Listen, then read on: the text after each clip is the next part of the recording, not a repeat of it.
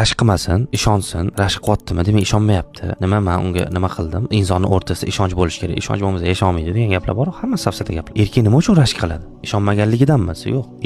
Erkakligi uchun rashk qiladi. Erkakning sifati shunaqa rashk qilish. Agar u rashk qilmay qo'yar ekan, unda erkaklik funksiyalaridan bittasi yo'qolib qoladi. To'laqonli erkak bo'lmay qoladi u. Chunki erkak qanaqa yaratilgansa rashk qiladigan qilib yaratilgan. Tabiatan shunaqa. U o'zini, unga tegishli bo'lgan narsani himoya qiladi. Unga tegishli bo'lgan narsani nazorat qiladi. Unga tegishli bo'lgan narsani rioyasini qiladi. Ya'ni rashk qilmas ekan erkak kishi, u kutib tursinki, shu erkakligiga hujum bo'ladi. Bu xato narsa u. Erkak kishi rashk qiladi, erkak kishi qizg'onadi. Ayolga endi rashk yoqmayotgan bo'lsa o'zi, ayol o'zi buzuq ayol hisoblanadi. Chunki aqlli, farosatli, o'zini qadrini bilgan ayolga rashk yoqish kerak. Qanaqa ayolga rashk yoqmaydi desa, o'zini ko'z qiladigan, erkakligi ko'zi o'ynaydigan, mana shunaqa ayolga rashk yoqmaydi.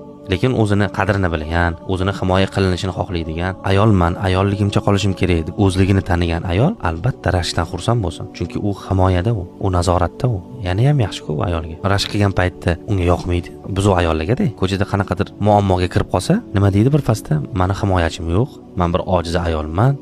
Bunaqa paytda esga tushib qoladi. Demak, rashk xohlamayotganligi u ayol buzuqligi o'zi.